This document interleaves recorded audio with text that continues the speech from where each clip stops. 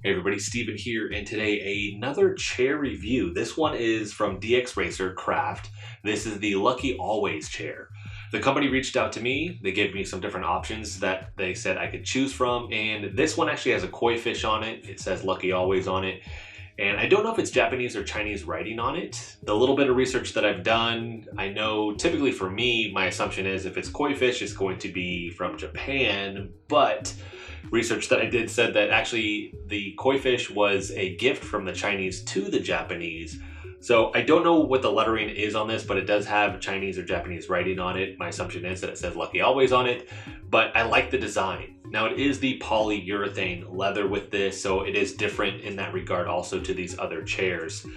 But with this is actually one of the first chairs I almost went with when I was upgrading my setup, where I was like, hey, I want to upgrade not only my build and the look to it, but I want to start doing YouTube more full time and build up the channel. Almost went with this. This company has been around for quite some time now, and they have a huge range of options when it comes to their chairs, and I do like that.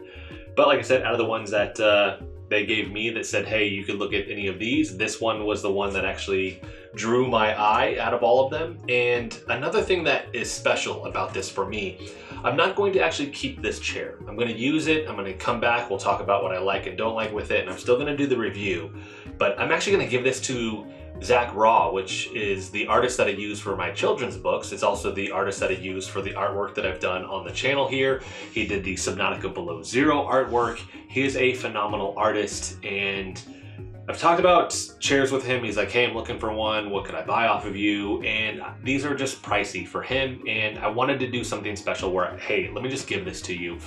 He definitely deserves it. I mean, being an artist where you're freelance, that can be a struggle sometimes, and I just want to do something nice for him. So this is actually going to go to him, and he's a huge anime fan, and I think this just fit the aesthetics of his office. So that's another special thing with this chair. But let's talk about the specs just really quick, some of them, before I get this thing unpacked and start building it up. Price, $479, pretty standard with what I'm seeing with a lot of these chairs. Anywhere from $400 to $600 is usually kind of in terms of like the gaming chairs or the really high-end office chairs that you'll see. Of course, it can go up to $1,000 or $2,000, but price, it seems pretty reasonable with this, right? And I would say definitely check back and see if you can find discounts with this as well. Right now on this though, in terms of the recommended weight, you have 200 pounds, maximum load 250. That is a little bit lighter than some of the other chairs that I've seen.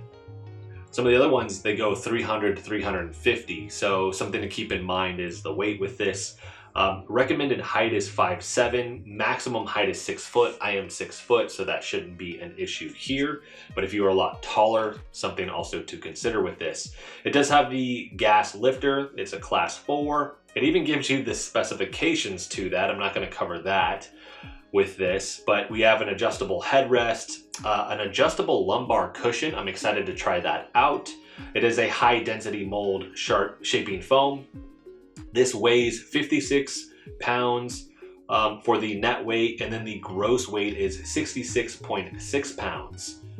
And then the features on this. So we have the koi on the back that we're going to look at here in a second once I get this thing all unpacked. The neck, like head pillow, it actually has a cooling gel inside of it. Excited to actually see how that feels. But it's also one of those things, like if you didn't like it, you could just remove it, so you don't have to use it at all if you don't want to. I like the notion of the integrated lumbar support. Most of these have that, but this will have a crank on the side that you can do to actually make that so it has more support or less support for you. I'm hoping it has a good amount of support, because even with my autonomous chair, I'm using this pillow here. I'm also curious to see how this feels as well. And then the other specifications, I'm actually going to cover that when I jump back and I've actually built this, so we can cover that in a little bit more detail, because I do want to showcase the adjustments that this can do. Because one of the other big adjustments is this thing can lean back 135 degrees, so you can kind of like lay back in it if you wanted to. Some other chairs I've used have had that feature, but I want to see how this actually feels. How stable does it feel when I do that as well? So I need to get this thing built. I'm going to do a time lapse of that, and then I'll tell you how long it took me to build. It shouldn't take horribly long. This seems like it's pretty much pre-assembled like a lot of the other chairs where a lot of these parts are already kind of made. So my hope is 30-45 minutes at most. I'm going to sit on this for a while, so I'm actually going to spend a couple days with this before I come back, because when I do come back, I'm going to showcase the adjustments, but I also want to talk about the good things that I see in this chair and then any potential downsides that I may see in this chair. And that may be a blend of things that we talk about this in a lot of the other videos, the gray area stuff, something that may not be important to you, but it may be important to somebody else, and vice versa with this. So with all of that being said, let's go ahead and cut ahead now, and I'll have this thing made. I'll have used it for a couple days, and we'll get into the good and the bad.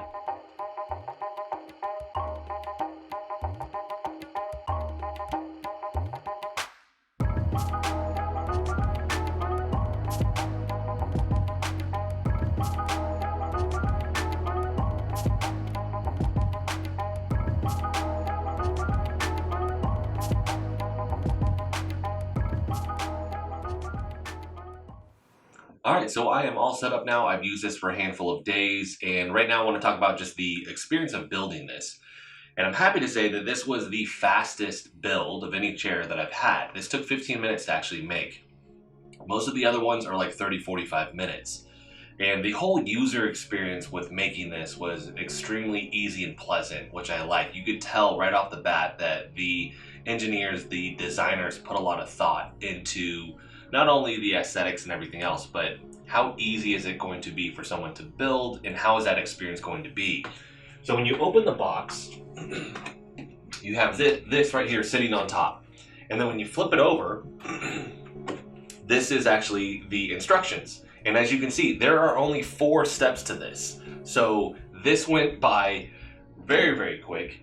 Most of the other chairs being that 30-45 minutes for me to build, this being 15, I mean, that's half the time or less than that.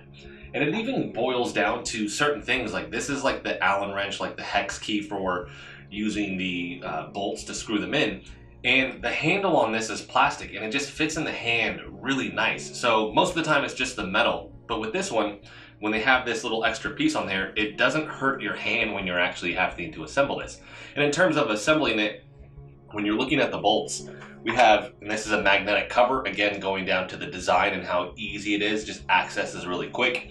You have 2 on this side, 2 on the other side, and then there was 4 on the bottom. So a total of 8. They give you an extra one also just in case anything happens with that. So I am extremely happy and pleased with building this and how that went. Now let's talk about the different like mechanical adjustments that you can make with this chair. So starting on the right hand side here, this lever, we can lower this or we can raise it. If we move over to the other side, the left-hand side, what this does is it locks or unlocks the rocking or the adjustment for leaning back with this. So I could lean back, lock this, and then it'll stay in that position. I'm gonna unlock that. On the bottom, there's a knob, and if you twist it, you can actually tighten or loosen in terms of the amount of tension you would feel with just leaning this back. So if you wanted it so you could sit here and kind of bob a little bit and use it almost more like a recliner, you could in that regard. Moving back to the right hand side though, this lever here, this is kind of like the same lever you would find in your car. It looks like one you would see in a race car, which makes sense for the company name, right? DX Racer. So if I pull this up, I can actually lean this chair all the way back, and then you can let go. And then you could lean back if you wanted to. We also have our head pillow up here, which is super plush and comfortable. I'll talk about that here in a second. But I can lift this up and let it slide up, but you could adjust this to any notched position. You could lean back a little bit or a lot to that 135 degrees. Next to this, on this upper portion, you do have a turn dial here. So if we go, I believe it's clockwise, it's going to let this actually kind of drop down so you won't have as much support. And then if you go counterclockwise and twist this, you'll actually feel that the lumbar support is coming out into you. And it has a definitive stop to it. So once it's done, it's done. And I do like that. This armrest here, the top, it's not as firm as some of the other ones I've used where they're almost like hard plastic. It's got a little bit of give to it, which I like. And then for the adjustments on the outside, if you lift this, It's kind of like just like a lever. You can pull it up and down. Inside, closest to your thumb here, if you push that in, you can tilt this out or in. And once you let go, it locks, right? And then in the middle, there's another button here. So if you push that, you could slide this in or out. So we could slide like that. So we have the adjustments to the armrest there as well. The neck pillow, really, really comfortable. Different material, I like that. And there's actually some loops on the outside here. I was like, what are these for? So I had to look it up. And what it's for is that the strap that this holds onto the chair with, you could run it through this so that it wouldn't just pop off. They are prone to doing that. I've had a different chair before where it had one of these. I ended up just taking it off because it kind of just popped off a lot. And so with this, it would slide like that potentially. But if you were to run it through this, it wouldn't do that. It would hold it to this a little bit more, less likely to actually pop off. So another nice touch with this. So that's the mechanical adjustments with this. Let's talk about what I like about this chair now. In terms of the aesthetics, so just looking at the build of the chair and then the overall look, I like the design. I like just the pattern of it, the black and the gold here. The stitch work looks really, really good. We have Lucky Always here, and then we have that in the Chinese, the Japanese language there. If you turn this around, and then we have on the back here, we have our koi fish, right? So that looks really, really awesome. Again, just a nice design. Overall, I think the aesthetics are really, really good. That's one of the big ones, obviously, because if you have a chair, you want to make sure that it's something that you aesthetically like. Next, the armrest. This is a big deal for me personally because with this, when I have these other chairs, they don't typically all have buttons where it's like, all right, I want to adjust where I'm going to angle this, right? Or I'm going to slide this in or out. It's just where you can feel that there's like a notch in there, and if you push hard enough, then it will go into that position. The problem that I've found with that is that eventually, let's say if I was to tilt this out, but if I was to put my arm here and put some pressure, this is locked. We're on one of the chairs where it doesn't have that mechanism, it may just pop back into a different position.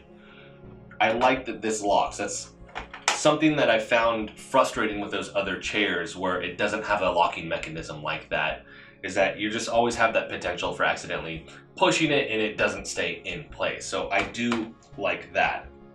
I also like the neck pad pillow here. The material on it, it's a different material than the polyurethane leather here. So with this, it's really, really soft, but it's also memory foam when it's got gel inside of it. So it's just, I don't typically use the neck rest, but with this one, if I put my head into this, it like shapes to the position I want it to be versus just being in a very set position. I like that a lot. So for me, those are the big positives with this chair. I only really have one standout negative that I could see with this chair, which is the weight limit, 250 pounds. I think if it was 300 pounds, it would give this chair access to more individuals that may look at this, but weight-wise, it's one of those things where they don't want to get it and then it breaks on them, right? So I think if it just had that, it would make it a little bit better because it's putting itself outside of the market for individuals that are like that. Again, the height, it said 5'7" to 6 foot. I'm 6 foot, close to 200 pounds. With this, if you were taller than that, you just wouldn't be able to get this chair. It wouldn't most likely feel natural just because the adjustment in the height, it couldn't match what you would need.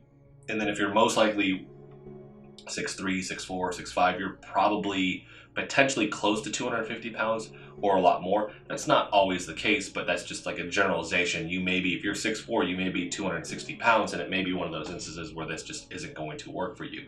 So I do wish it had a higher weight limit to it. But that's the only negative, glaring negative that I could see with this. I think for most people, that's not even going to be something that they would think about. Again, I'm 6 foot, 200 pounds, close to 200 pounds. But there may be individuals out there with that just is like right off the bat, they're like, I can't buy this chair. Most of the stuff that I've seen with this is more gray area stuff. And so with this is, again, these are things that this may be an issue for you or a big deal for you, and it may not be at all, but it's just stuff I want to bring to your attention. And the first one is, this is a firm chair. So in terms of the cushions on this, this is more firm. And to me, the first thought that I had is like, this is like a bed. You have some people that prefer a firm bed, and then some people that prefer a soft bed. I personally like a soft bed. So with this chair, I would use the memory foam pillow behind me with this if I was going to keep this long term, because just the extra cushion back here would feel good. I do like the lumbar support in terms of being able to actually just twist this knob here, and then I could get more or less, but I would still put that pillow there just for comfort.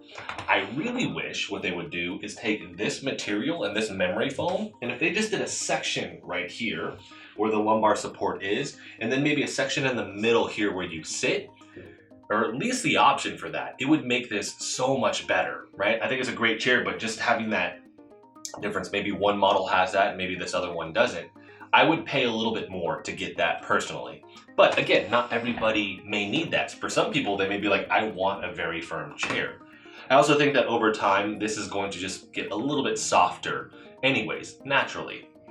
Now, with the polyurethane on this, right? To me, I just call that typically like pleather. Over time, this is going to break down and it's probably going to flake. We look at some of the other chairs that I've used where it's a different material, right? With that, it's still going to break down over time, right? Just naturally, both of those. I think this is going to break down a little bit quicker.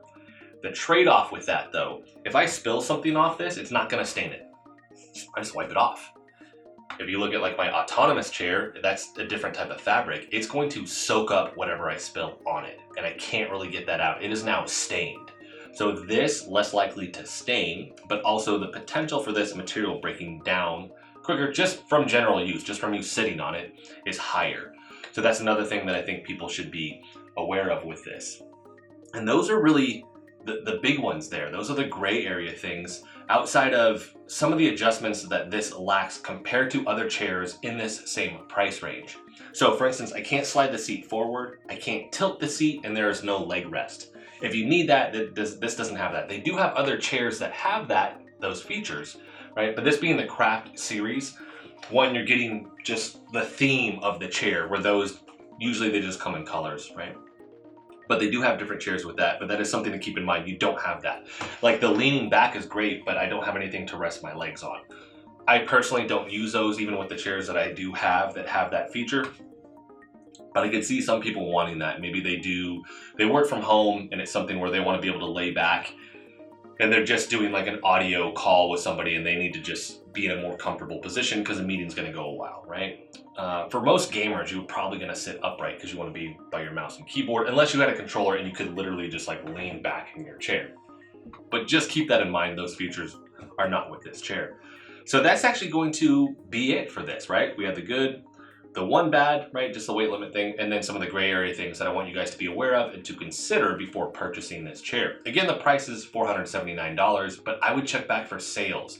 They have a lot of sales on their other chairs right now, and some are like even as low as like $240. I'll also put a link, and I'm gonna have a link for this in the description for their website, but also for Amazon. They don't have as many options on the Amazon listing page for the company, but they still have sales there as well. It's just you're gonna be limited. I haven't seen any of the Craft chairs on there. These also seem like they're a newer product, so maybe something that comes down the road that it would actually be on Amazon.